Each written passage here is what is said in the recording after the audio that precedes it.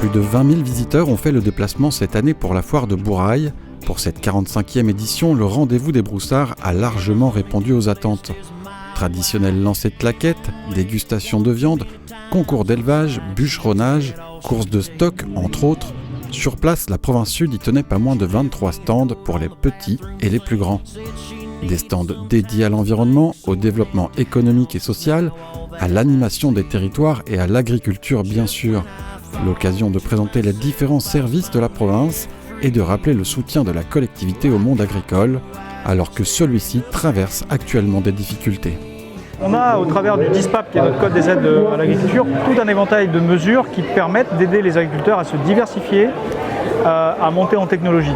Alors, depuis le début de cette mandature, par exemple, on a mis en place des aides pour aider les jeunes agriculteurs qui veulent s'installer à avoir des bonifications de taux d'intérêt, par exemple.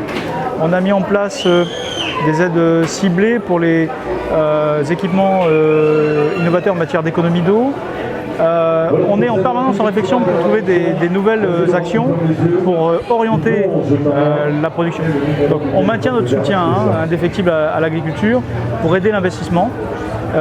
On est également très préoccupé de la mutualisation parce qu'il faut, au-delà des exploitations individuelles, qu'il y ait des équipements collectifs. Je pense notamment au silo à grains, je pense à la mutualisation des prestataires de gros matériel. Voilà, donc on oriente nos aides en ce sens-là. Le DISPAP, c'est le dispositif d'aide agricole qui permet aux agriculteurs et aux éleveurs de bénéficier de plus de 40 types de soutiens financiers différents et qui vise à développer la production locale en province sud. Ces aides favorisent l'emploi et la formation, la création et le développement agricole, la production et l'équipement, l'aide à l'agriculture de proximité, des aides de fonctionnement et subventions, la bonification des taux d'intérêt de crédit ou encore les aides pour la pêche et l'aquaculture. C'est un dispositif qui s'ouvre à tous les agriculteurs de la province sud pour tous les investissements au-delà de 2 millions. C'est pour cette partie-là, ces investissements au-delà de 2 millions, donc sur lesquels il va y avoir un projet qui va être construit par l'agriculteur et ensuite il va y avoir avec des partenaires pour l'élaborer. L'agriculteur peut le faire tout seul ou alors il peut s'appuyer de la chambre d'agriculture ou alors des bureaux d'études pour monter un dossier de demande d'aide, un dossier complet qui sera instruit de façon à donner une réponse à l'agriculteur dans un délai maximal de 3 mois. L'objectif, c'est d'avoir une réponse rapide pour l'agriculteur, qu'il sache où aller, qu'est-ce qu'il peut faire, est-ce qu'il a une aide et qu'il le sache rapidement de façon à pouvoir continuer ce projet. L'objectif, c'est bien de produire de façon à nourrir la population néo-calédonienne.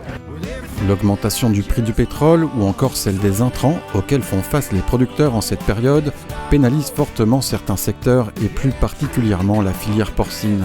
Malgré une production autosuffisante pour le territoire, celle-ci peine à faire surface. C'est le cas de Sylvie Biraud, productrice de porc au Mont d'Or, qui réclame une réévaluation du prix de la viande. Ayant des prix encadrés par le gouvernement, on est obligé de passer par le gouvernement pour des augmentations régulières, pour compenser les augmentations de l'aliment, des frais, de tous les frais qu'on a, quoi. Cette année, c'est une année particulière. On a eu des problèmes en début d'année de reproduction à cause des chaleurs. Ensuite, il y a eu les augmentations des intrants qui pénalisent fortement la filière. La filière, elle est au bord du gouffre, je vais dire.